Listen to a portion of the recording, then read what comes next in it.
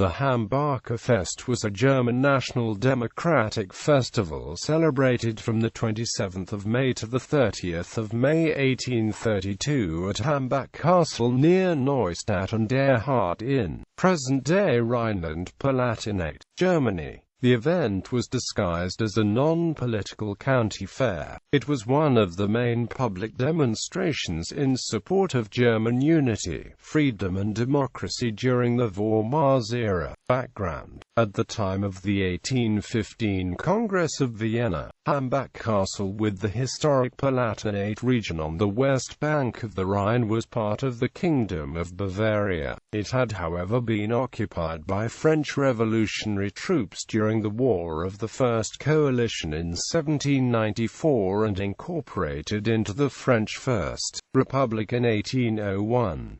After Napoleon's defeat, the new Bavarian authorities maintained some constitutional rights, but the local population nevertheless suffered from high taxes and increasing censorship. National and liberal ideas were strongly advocated by student fraternities. The first Burschenschaft was founded in Jena, Thuringia in 1815 and adopted the black-red-gold colors of the Lutzau-Freikorps forces who had fought against the Napoleonic troops. Her corresponding flag was already carried along the procession to the Hambach Festival in 1817.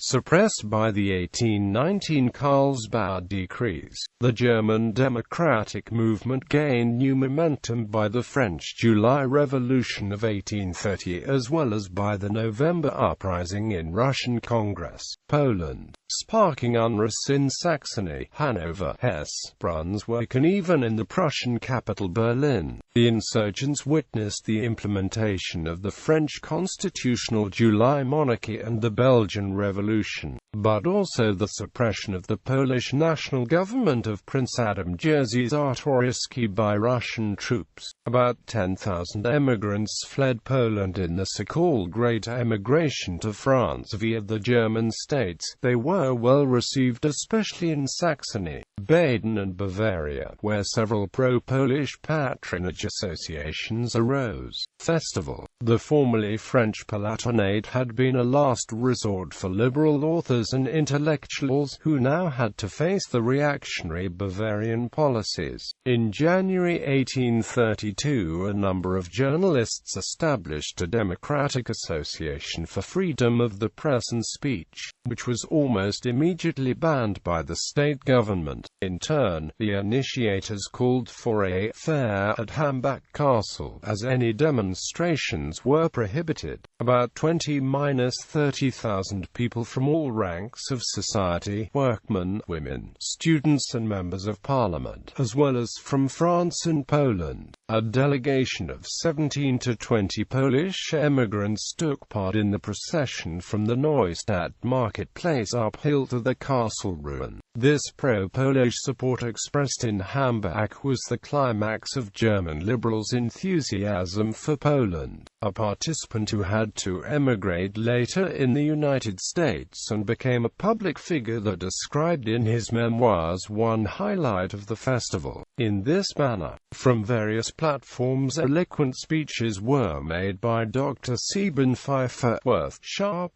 Henry Brueggemann, and others, representing the sad condition of Germany, its insignificance in the Council of European Nations, its depression in trade and commerce, all owing to the want of national union, the division into 38 states, large and small, with the different laws, different weights and measures, different currencies, and most of all to the custom house lines surrounding every state. The orators complained of the pressure which Austria and Prussia exercised over the German Diet at Frankfurt, compelling even liberal-minded princes to the adoption of unconstitutional and illegal measures. Brueggemann, whose speech was one of the most eloquent, addressed the meeting as the representative of the German youth, which, in spite of criminal persecutions, he asserted had kept the idea of the liberty and unity of the Vaterland alive. Persecuted by the government, ridiculed by the indifferent and by the organs of the government, the Burschenschaft had ever represented the union of all the German races, had obliterated state lines,